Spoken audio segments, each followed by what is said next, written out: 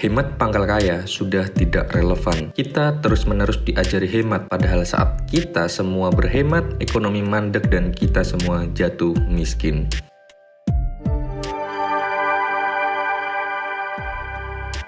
Dari kecil kita selalu belajar tentang sebab akibat seperti rajin pangkal pandai dan hemat pangkal kaya. Nyatanya saat sudah dewasa, sebab akibat itu tidak works untuk kehidupan yang sebenarnya. Saya punya teman yang sangat rajin tapi tidak terlalu pandai, biasa saja dan rata-rata. Juga punya teman yang hematnya minta ampun sampai masuk dalam kategori pelit, toh juga tidak kaya-kaya juga. Dan saya punya teman yang kalau dengan uang itu suka buang-buang lah, hobinya itu mentraktir temannya makan siang, sekarang ini kaya banget. Jadi sebab akibat yang kita tahu dari sekolah sebenarnya tidak relevan, bukan? Dari kecil kita selalu diajarkan bahwa kita melakukan A maka hasilnya B. Menurut saya itu tidak relevan karena kita membuang yang namanya elemen of surprise dalam hidup, menutup pintu-pintu keberuntungan. Apakah salah jika kita terus bekerja keras untuk mendapatkan kekayaan? Tidak salah. Yang salah adalah meyakini bahwa kerja keras kita pasti akan kaya. Karena kekayaan yang hadir ke dalam hidup kita tidak berasal dari kerja keras kita saja. Ada yang namanya doa, ada bantuan dari orang-orang di sekitar, dan faktor luck. Bahkan ada sebuah penelitian yang mengatakan bahwa hampir semua orang sukses yang ditanya resep rahasianya apa? Ya faktor keberuntungan. Lihat bagaimana Meta menjadi perusahaan sebesar hari ini. Ya dulunya karena Mark iseng-iseng membuat web untuk kelasnya dan beruntungnya diketahui oleh kelas lain dan akhirnya diketahui satu dunia. Di Indonesia, konsep minimarket seperti Indomaret itu bukan yang pertama lahir. Sebelum Indomaret ada seorang yang sudah menggunakan konsep minimarket tapi pasarnya belum siap dan akhirnya bangkrut. Dan seorang itu ya tidak berhak untuk mengucapkan itu ide gue dulu. Karena ide yang tidak dieksekusi di waktu yang tepat ya tidak punya impact yang banyak. Ada yang bilang bahwa keberuntungan adalah persiapan bertemu dengan kesempatan. Nah, saya tidak setuju. Persiapan ya dilakukan setiap hari dan terus-menerus. Sama halnya dengan kesempatan ya kita bisa mencarinya terus-menerus. Jadi keberuntungan bukan itu definisinya. Keberuntungan adalah space kosong yang itu adalah haknya Tuhan untuk mengisi seperti apa. Hak prerogatif Tuhan untuk diberikan ke siapa. Karena dengan membawa pemikiran seperti ini kita bisa menghindari banyak penyakit hati, iri, stres dan dengki. Kita fokuskan saja mengusahakan apa yang kita bisa usahakan, sisanya kita serahkan ke Tuhan. Jangan terlalu sombong dengan mengatakan rajin pangkal pandai, hemat pangkal kaya. Sudah mendeklarasikan hasil duluan. Seharusnya seperti ini, rajin semoga pandai, hemat semoga kaya.